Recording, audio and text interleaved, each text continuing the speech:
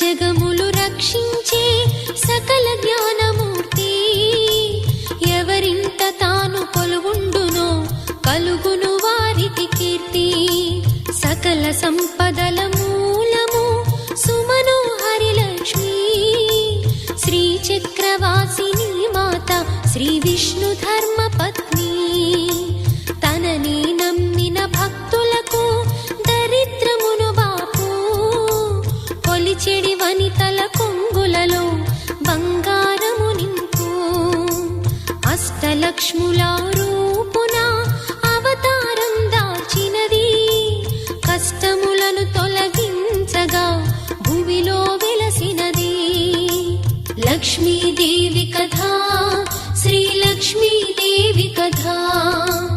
లక్ష్మీదేవి కథ శ్రీ లక్ష్మీదేవి